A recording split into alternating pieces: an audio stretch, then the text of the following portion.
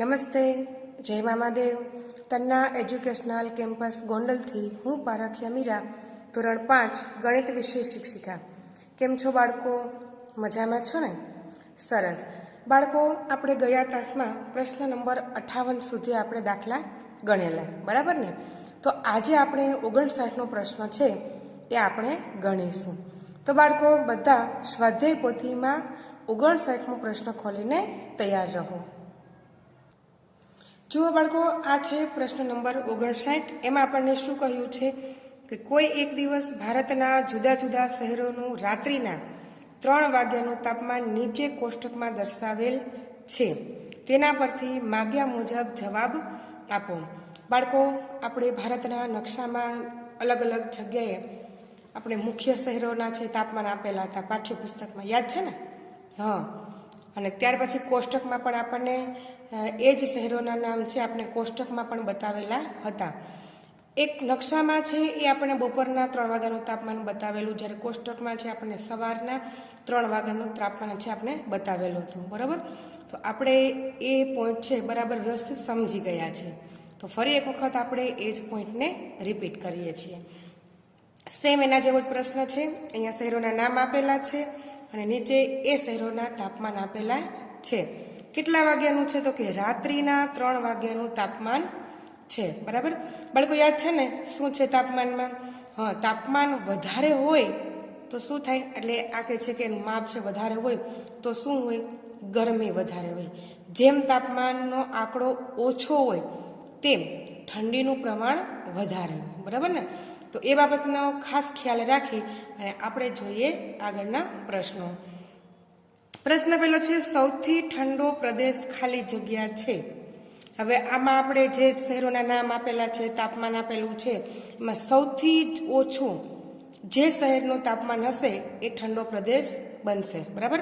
તો ચાલો જુઓ જી બાળકો, કયા તાપમાન છે ઓછું છે, કેટલું છે, કયા શહેરનું છે આપણે જોઈએ. જો અહીંયા 9.8 છે, અહીંયા 1.3 છે. તો સૌથી ઓછું કોનું છે? શ્રીનગરનું. એટલે એ કેવો પ્રદેશ થાય છે? ઠંડો પ્રદેશ. તો અહીંયા આપણે લખીશું સૌથી ઠંડો પ્રદેશ શ્રીનગર છે, બરાબર? તો આપણે અહીંયા ખાલી જગ્યામાં લખીશું શ્રીનગર. ત્યાર પછી બીજો પ્રશ્ન છે, ચેન્નઈ કરતાં શ્રીનગરનું તાપમાન કેટલું ઓછું છે? ચેન્નઈનું તાપમાન કેટલું છે? તો આપણે જોઈએ 21.1. એના કરતાં શ્રીનગરનું તાપમાન કેટલું ઓછું છે? તો આપણે પહેલાં ચેન્નઈનું કરીએ. આપણે 21.1 ઓછા શ્રીનગરનું કેટલું છે? 1.3. તો 1.3. બાળકો, ખાસ યાદ રાખજો કે દશાંશ ચિહ્ન છે એ એકસાથે લાઈનમાં આવવા જોઈએ, બરાબર? આ રીતના આપણે સ્ટેપને ગોઠવવાનું છે. હવે આપણે બાદબાકી કરીશું. 1માંથી 3 ના જાય, આગળથી આપણે 10 ખોલીશું. અહીંયા આવશે 0 અને અહીંયા આવશે 10, બરાબર? 11માંથી છે એ આપણે 3 બાદ કરીએ તો કેટલા થાય? હા, તો કે 8. અહીંયા આપણે દશાંશ ચિહ્ન મૂકીશું. ફરીથી 0માંથી 1 જાય નહીં તો શું કરીશું? 10 ખોલીશું. અહીંયા આવશે 1 અને અહીંયા આવશે 10. 10માંથી 1 જાય તો 9 અને 1 અહીં કાંઈ નથી તો આપણે 0 આગળ મૂકી શકીએ છીએ. તો બરાબર આપણે કેટલું તાપમાન આવે છે? તો કે 19.8 ડિગ્રી સેલ્સિયસ જેટલું ઓછું છે, બરાબર ને? જો ચેન્નઈ કરતાં શ્રીનગરનું તાપમાન કેટલું ઓછું છે? તો કે 19.8 ડિગ્રી સેલ્સિયસ જેટલું ઓછું છે. ત્યાર પછી પ્રશ્ન છે, સૌથી વધુ ગરમી ભોપાલમાં છે. સાચું કે ખોટું? તો આપણે જોવાનું બાળકો, કોષ્ટકમાં જેનું તાપમાન વધારે હશે એ તાપમાન છે કેવું ગણવાનું છે? ગરમીવાળું, બરાબર? તો એ શહેર કેવું હશે? ગરમ હશે. તો આપણે અહીંયા ભોપાલનું પૂછેલું તો આપણે જોઈએ કે ભોપાલનું કેટલું છે? કે ભોપાલનું છે 9.8. એના કરતાં વધારે તો અહીંયા 21.6 તિરુવનંતપુરમનું વધારે છે. સૌથી વધુ કોનું છે? અહીંયા જે આપણે કોષ્ટકમાં જે શહેરોના નામ આપેલા છે, તાપમાન આપેલા છે, એના આધારે જોઈએ તો સૌથી વધુ ગરમી છે તિરુવનંતપુરમમાં છે, ભોપાલમાં નથી. તો અહીંયા આપણે શું કરીશું? હા, બોક્સમાં કરીશું રોંગ, બરાબર? ત્યાર પછી જયપુરનું તાપમાન ખાલી જગ્યા ડિગ્રી સેલ્સિયસ છે.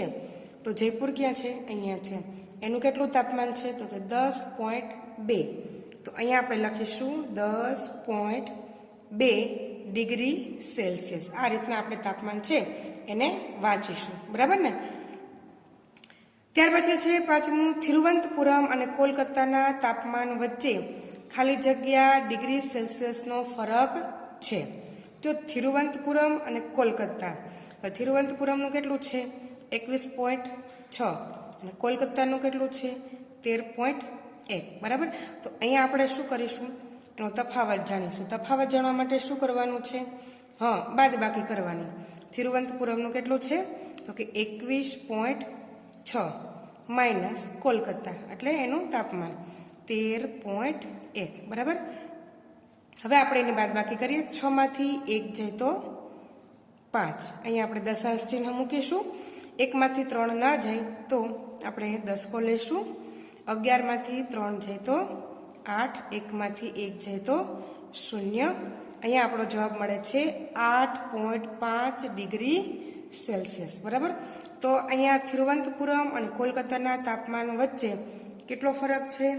તો કે 8.5 ડિગ્રી સેલ્સિયસ.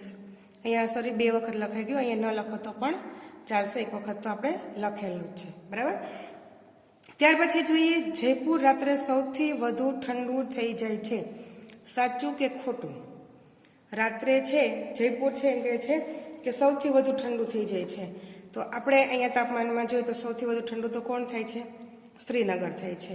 તો અહીંયા આપણને શું કહ્યું છે? જયપુર. તો શું આવશે? ખોટું, બરાબર. તો અહીંયા આપણે કરીશું રોંગ. હવે જોઈએ બાળકો પ્રશ્ન નંબર 60. પ્રશ્ન નંબર 60માં શું કહ્યું છે? જયપુરનું એક ચોક્કસ સમયે તાપમાન 38.3 ડિગ્રી સેલ્સિયસ છે. તે જ સમયે શ્રીનગરનું તાપમાન 19.4 ડિગ્રી સેલ્સિયસ છે. તો બંને શહેરના તાપમાનનો તફાવત જણાવો. જેમ આપણે આગળ બાદબાકી કરીને તફાવત ફરક જે જાણીએ છીએ સેમ એવો જ પ્રશ્ન અહીંયા છે. તો અહીંયા આપણે જવાબ લખીશું બંને શહેરોના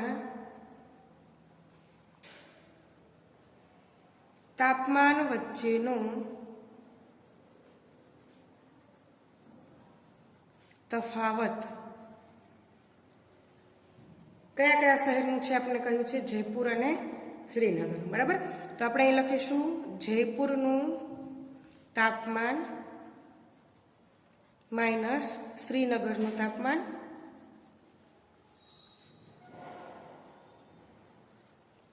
હવે આપણે એનો છે જે તાપમાન છે એ લખીશું. તો કે 38.3 degree Celsius minus 19.4 degree Celsius. બાળકો રફ પેજમાં પણ તમે એનો બાદબાકી કરી શકો છો, અથવા તો જો તમને આડી બાદબાકી આવડે તો વધારે સારું. એ પણ આપણે શીખવું જરૂરી છે. એમાંથી શું થશે? ઝડપ આવશે. તો આ બંને વચ્ચેનો તફાવત આપણને મળશે કે બાદબાકી કરતા જવાબ આપણને મળશે 18.9 ડિગ્રી સેલ્સિયસ, બરાબર. આ રીતના આપણો જવાબ મળશે. તેથી આપણે કહી શકીએ કે બંને શહેરોના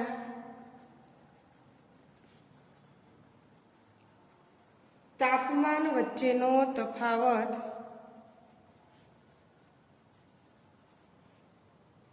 18.9 ડિગ્રી સેલ્સિયસ થાય છે, બરાબર ને. હવે જોઈએ બાળકો પ્રશ્ન નંબર 61નો.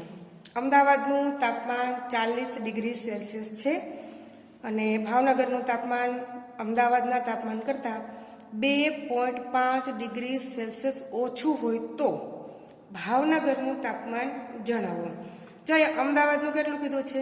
40 ડિગ્રી સેલ્સિયસ, બરાબર. હવે ભાવનગરનું કેટલું છે? આના કરતાં એટલે અમદાવાદ કરતાં 2.5 ડિગ્રી સેલ્સિયસ ઓછું છે. તો ભાવનગરનું તાપમાન કેટલું હશે? એકદમ સરળ અને સહેલો જવાબ છે. આપણે જોઈશું એના માટે લખીશું અમદાવાદનું તાપમાન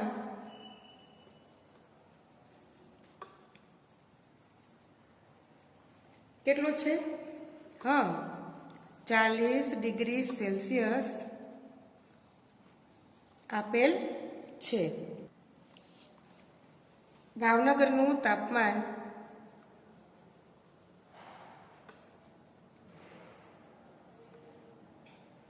એ અમદાવાદના તાપમાનથી 2.5 ડિગ્રી સેલ્સિયસ ઓછું હોવાથી, ત્યાર પછી અહીંયા લખીશું ભાવનગરનું તાપમાન બરાબર અમદાવાદનું તાપમાન માઇનસ 2.5 ડિગ્રી સેલ્સિયસ. અમદાવાદનું કેટલું છે? 40 degree Celsius minus 2.5 degree Celsius. બાળકો, તમને સીધી જ બાદબાકી આવડે છે? ચાલો કહો જી, 40માંથી 2 છે તો કેટલા વધે? 38. બરાબર. હવે 38માંથી પાછો આપણે અડધો બાદ કરીએ તો કેટલા થાય? હા, સરસ, એકદમ સરસ છે. 37.5 ડિગ્રી સેલ્સિયસ. આ રીતના મૌખિક અને ઝડપી ગણતરી આપણે ગણિતમાં ખૂબ જરૂરી છે. બરાબર. શું જવાબ આવે? હા, 37.5 ડિગ્રી સેલ્સિયસ. તો ભાવનગરનું તાપમાન કેટલું હશે? તો કે 37.5 ડિગ્રી સેલ્સિયસ. તેથી આપણે લખી શકીએ ભાવનગરનું તાપમાન 37.5 ડિગ્રી સેલ્સિયસ થાય છે. બરાબર. લાગે છે ને બાળકો? એકદમ સરળ આપણા જવાબ. હા, જો પ્રેક્ટિસ કરજો. અવનવા દાખલાઓ છે તમારે વારે વારે ગણવાના, જેથી કરીને આપણે દાખલાની ગણતરી ફાવી જાય. બરાબર. પછી ગમે ત્યારે દાખલા કહે તો પણ આપણને આવડે. હવે જોઈએ પેજ નંબર 30 પરના દાખલા. પેજ નંબર 30 પર આપણે મિશ્ર પ્રશ્નો જોવાના છે. એમાં પ્રશ્ન નંબર છે 62, ચડતા ક્રમમાં ગોઠવો. બાળકો, ચડતા ક્રમમાં તો તમને બધાને આવડે જ છે. અહીંયા કાંઈ નવીન વાત નથી, પણ અહીંયા પોઈન્ટવાળું છે. પણ જેમ આપણે આગળ કરતા હતા એ જ રીતના આપણે એક ચડતા ક્રમમાં છે એને ગોઠવીશું. બરાબર. ચડતા ક્રમમાં પહેલાં કેવી સંખ્યા આવે? હા, ચડતા ક્રમમાં પહેલાં કેવી સંખ્યા આવશે? નાની સંખ્યા. બરાબર. તો નાની સંખ્યાનો સૌથી નાનો એકમ આપણે ગોતવાનો. જો અહીંયા 2.12 છે, 1.05, 3.7 અને 5. તો સૌથી નાનો અંક કયો છે પહેલો? તો કે 1. તો અહીંયા આપણે લખીશું આખી સંખ્યા લખવાની 1.05. પછી એક બીજી કોઈ સંખ્યા છે નહીં, તો એના એક પછી એનાથી મોટી સંખ્યા ગોતવાની. તો બીજી કઈ છે? તો કે 2.12. 2ના અંકમાં બીજી કોઈ સંખ્યા નથી, તો એના પછીની આગળની. જેમ જેમ આગળ જતા જાવ તેમ સંખ્યા કેવી આવશે? મોટી. બરાબર. તો હવે શું આવશે? તો કે 3.7. હવે કઈ સંખ્યા બાકી રહી છે? 5. તો અહીંયા આપણે લખીશું 5. બરાબર. ત્યાર પછી આપણે જોઈએ પ્રશ્ન નંબર 2. એમાં 12.43, 13.58, 9.5 અને 4.6. હવે ચડતા ક્રમમાં પહેલા કઈ સંખ્યા આવશે? સૌથી નાની સંખ્યા. સૌથી નાની સંખ્યા કઈ છે? તો કે 4.6.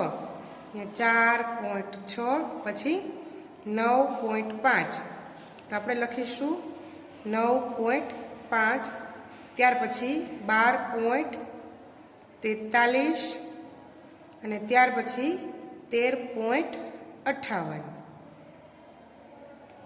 બરાબર. આ રીતના તમારે છે દાખલા ગણવાના થશે. એટલે કે ચડતા ક્રમમાં 2 રકમ મેં તમને શીખવાડી દીધી છે. હવે ત્રીજો અને ચોથો પોઈન્ટ છે તમારે જાતે કરવાનો છે. બરાબર.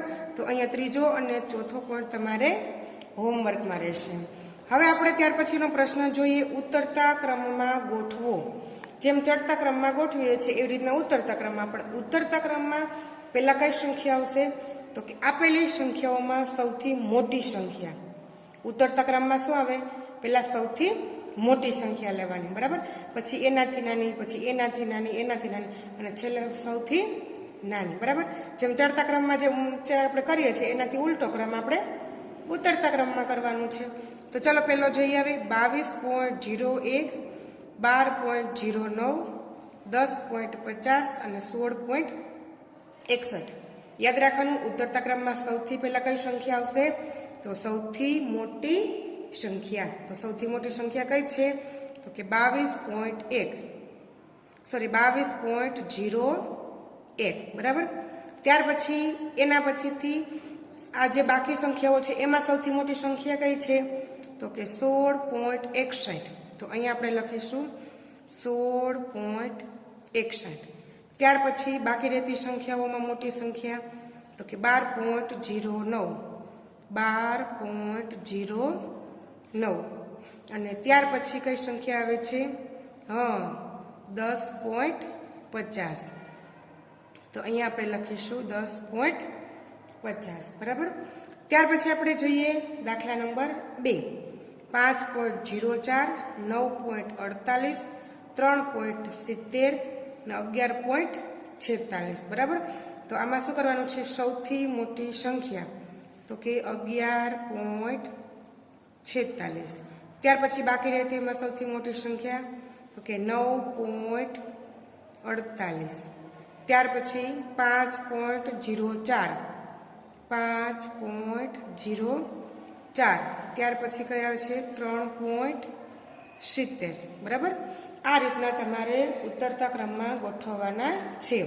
હવે પછીના ત્રીજો અને ચોથી જે સંખ્યાઓ છે એમાં તમારે જાતે કરવાનું છે, એટલે કે એ હોમવર્કમાં છે, બરાબર ને.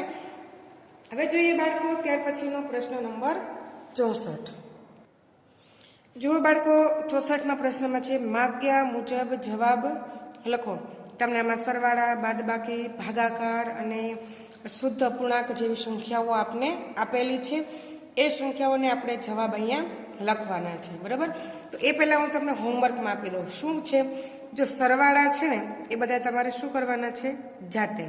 અહીંયા સરવાળા જે હું ટીક કરું છું એ બધા તમારે સરવાળા અને બાદબાકી એ તમારે જાતે કરી અને જવાબ લખવાનો છે. 2 સરવાળા છે, 2 બાદબાકી છે અને 2 ભાગાકાર છે, બરાબર. હવે પ્રશ્ન નંબર એમાં 7 અને 8 છે, બરાબર. હવે એ હું તમને શીખવાડું છું, બરાબર. સરવાળા, બાદબાકી, ભાગાકાર તો તમને આવડે જ છે. બસ જેમ આપણે રેગ્યુલર કરતા હતા એ જ રીતના આપણા સરવાળા બાદબાકી છે. અને આપણે પોઈન્ટવાળી સરવાળા છે, પોઈન્ટવાળી બાદબાકી તો આપણે આ જ ચેપ્ટરમાં આગળ આપણે હમણાં જ શીખી ગયા છીએ, બરાબર ને. તો હવે આપણે 3+8/10, તો એનો જવાબ શું મળે એ આપણે ગણીશું. તો બાળકો પહેલાં આપણે રફ પેજમાં એની ગણતરી કરીશું. 3+8/10, બરાબર. હવે બાળકો જો આને આપણે શું કરવાનું છે? આપણે સંખ્યા બનાવવાની છે, જવાબ મેળવવાનો છે. તો જો અહીંયા 3+8 છે અને છેદમાં 10, અહીંયા ક્રોસમાં આપણે 3 આવે છે, બરાબર. તો 3નો અને 10નો બેનો ગુણાકાર થાય. શું થાય? 3 અને 10નો બંનેનો શું થાય છે? ગુણાકાર થાય છે. તો અહીંયા આપણે 3 × 10 કરીએ તો કેટલા થાય? 30 થાય. 3 દાન 30 અથવા 10 તેરી 30, બરાબર. અહીંયા 3 આગળ છે તો અહીંયા 8 છે, તો એ બંનેનો શું થાય? સરવાળો થાય. કેટલા થાય? સરવાળો થાય. તો અહીંયા આપણે લખીશું 8, છેદમાં લખવાના 10, બરાબર. 30+8 કેટલા થશે? તો કે 38. એના છેદમાં કેટલા થશે? તો કે 10. હવે 38ને આપણે 10 વડે ભાગીએ તો કઈ રીતના આપણે ભાગાકાર કરીશું? તો કે 38/10, 10 તેરી 30, બરાબર. અહીં 0 અને 8. હવે જો અહીંયા 8 છે, અહીંયા 10 છે, આ નાની સંખ્યા છે, આ મોટી સંખ્યા છે, ભાગ આલે નહીં. તો આપણે શું કરવાનું? અહીંયા 0 મૂકતા પહેલાં આપણે ભાગફળમાં શું કરવાનું? દશાંશ ચિહ્ન મૂકવાનું, બરાબર. આપણી પાસે હવે કાંઈ આપણી પાસે એકમ નથી, આપણી પાસે કોઈ સંખ્યા જ નથી, કાંઈ ન હોય તો શું મૂકવાનું? 0 મૂકીએ, ના હોય ને મૂકીએ તો ઉપર શું કરવાનું? ભાગફળમાં પોઈન્ટ મૂકી દેવાનું, બરાબર. હવે જુઓ જે ભાગ આલે છે તો કે 10, 8, 80. 80માંથી 80 જાય તો 0. શું જવાબ મળ્યો? તો કે 3.8, બરાબર. તો અહીંયા આપણે લખીશું 3.8, બરાબર.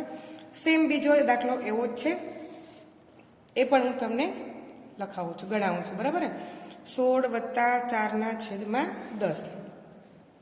અહીંયા 16 વત્તા 4/10. બરાબર, આ રીતના થાય છે. સેમ ઉપરની જ રીતનો આપણે ઉપયોગ કરીશું. 16 નો 10 નો બંનેનો શું થશે? ગુણાકાર થશે. કેટલા થશે? 16 વત્તા 4/10. બરાબર. 160 વત્તા 4 એટલે કેટલા થશે?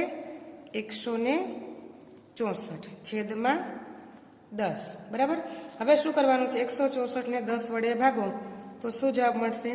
16.4. બરાબર. તો પછી આપણો જવાબ શું આવે છે? તો અહીંયા આપણે લખીશું 16.4. બરાબર. બાળકો, જે આગળના જે આપણે કહ્યા છે દાખલા બાકી રાખ્યા છે, તમારે જાતે ગણવાનો પ્રયત્ન કરવાનો છે. હવે જોઈએ આપણે પ્રશ્ન નંબર 65.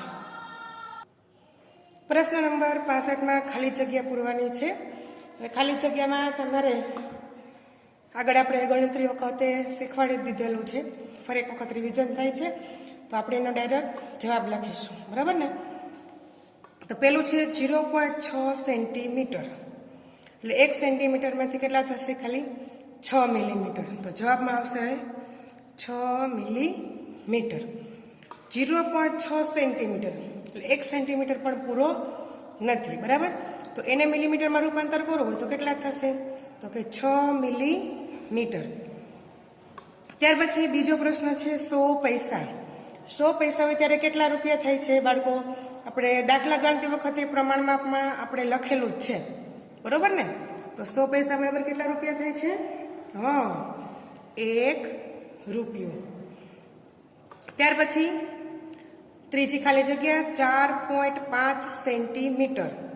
4.5 એટલે 4 આખા સેન્ટીમીટર અને 5 મિલીમીટર. બરાબર. તો 4 સેન્ટીમીટરના કેટલા મિલીમીટર થાય? 1 સેન્ટીમીટરમાં કેટલા હોય છે? 10. તો 4 માં 40. બરાબર. અને 5 બીજા એટલે 40 ને 5 45. 45 મિલીમીટર. બરાબર. 55 રૂપિયા બરાબર કેટલા પૈસા?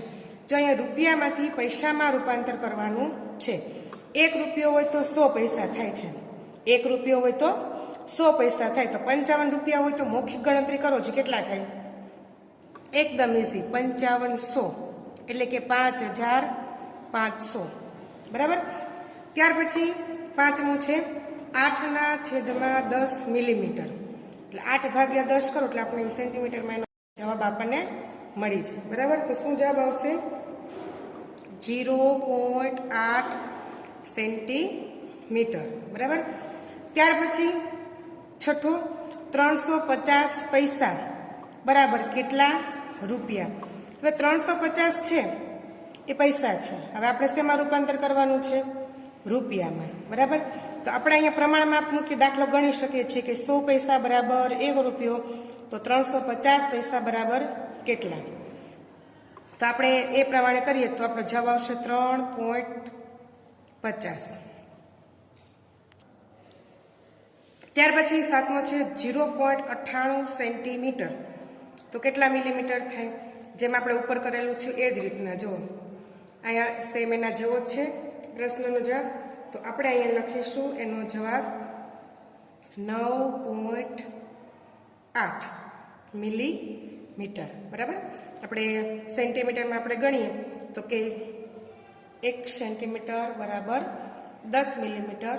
તો 0.98 સેન્ટીમીટર બરાબર કેટલા? તો જવાબ આવશે 9.8 મિલીમીટર. બરાબર. જો અહીં 98 છે, ખાલી 9 નથી કે નથી, ખાલી 8 એટલે 9.8 મિલીમીટર થશે. 35 રૂપિયા બરાબર કેટલા પૈસા થશે? 1 રૂપિયો બરાબર 100 પૈસા હોય તો 35 રૂપિયા બરાબર કેટલા થાય? એકદમ ઇઝી. કેટલા થશે? 3500. ત્યાર પછી છે 0.20 સેન્ટીમીટર. તો બરાબર કેટલા મિલીમીટર થાય? તો આપણે અહીંયા કહી શકીએ 2.0 અથવા તો 2 મિલીમીટર પણ આપણે કહી શકીએ છીએ. બરાબર. 2.0 અથવા તો 2 પણ કહી શકીએ છીએ. ત્યાર પછી છે 10મું 227 રૂપિયા બરાબર કેટલા પૈસા? તો આપણે અહીંયા શું જવાબ લખીશું ને 100 વડે ગુણી નાખો તો કે 22,700 પૈસા. કેટલા થાય? 22,700 પૈસા. બાળકો, તો આજે મેં જે તમને ક્લાસમાં કરાવેલું છે તમારે કમ્પ્લીટ કરીને રાખવાનું છે. અહીંયા આપણા સ્વાધ્યાય પોથીમાં 10મું ચેપ્ટર પૂરું થાય છે. હવે આપણે 11મું ચેપ્ટર છે એ પાઠ્યપુસ્તકમાં ગણીશું. તો ત્યાં સુધી આ બધું કમ્પ્લીટ કરીને રાખજો. આવજો. જય મામાદેવ.